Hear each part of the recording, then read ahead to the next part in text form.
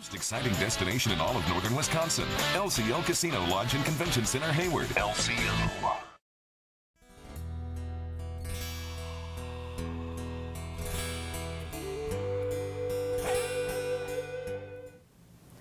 Hello, I'm Kimberlie and welcome to the Native News Update. It's Friday, December 1st. Many of the stories you hear here can be found at IndianCountryNews.com. And here's the news for today from the Associated Press and other Native news sources.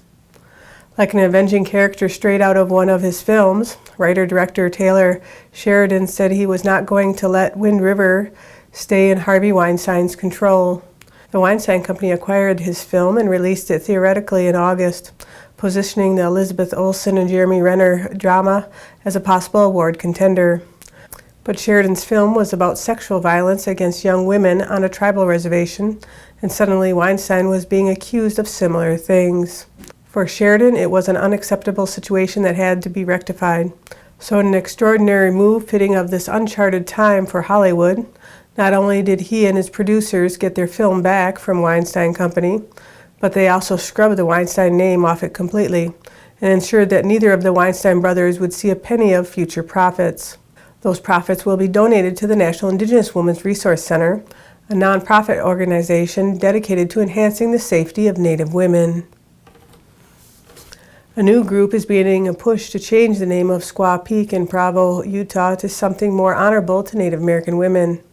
The Peak Committee is leading the effort to remove the word squaw from the name of the iconic jagged mountain. The mountain, located near Brigham Young University, was named around the 1850s. The origins on how it was named Squaw Peak was cloudy, but the most common story is that it was named after a member of the Timpanogos Ute tribe who fell to her death as white settlers were pursuing them. The committee is preparing a proposal to send to the U.S. Board of Geographic Names, which is responsible for standardizing the names for geographic places. A Squaw Peak in Arizona was renamed in 2003 to Piestewa Peak in honor of Lori Piestewa, the first Native American woman to be killed in the U.S. military combat. The Provo group hopes to rename the mountain after a Ute woman and has reached out to the tribe for name recommendations and approval and hopes to finalize the proposal by February. The National Trust for Historic Preservation has presented the Trustees Emeritus Award for Excellence in the Stewardship of Historic Sites to the Cherokee Nation. The tribe was one of 8 award winners to be honored by the National Trust during its 2017 Pass Forward National Preservation Conference.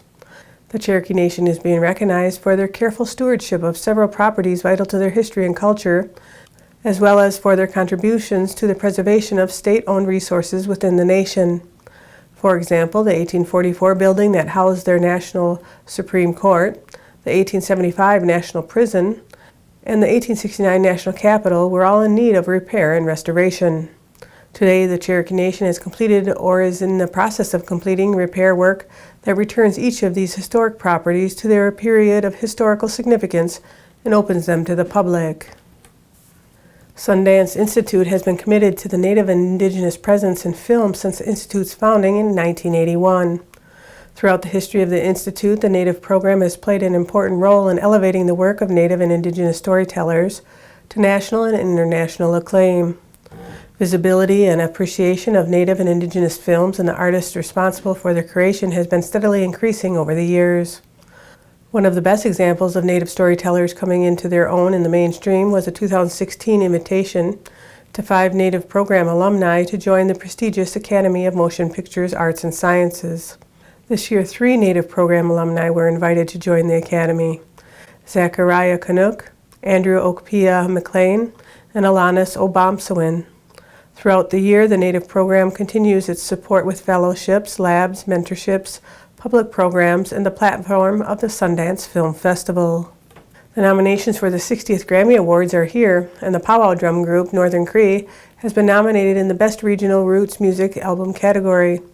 Northern Cree recently gave the opening performance for the 17th Annual Native American Music Awards in October.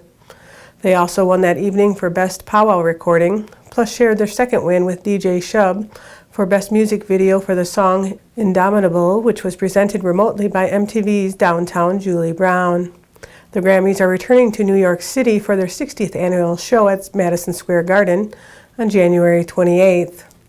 And that's another roundup of news from Indian Country on this edition of the Native News Update. I'd like to thank you for joining me, and have a grand day.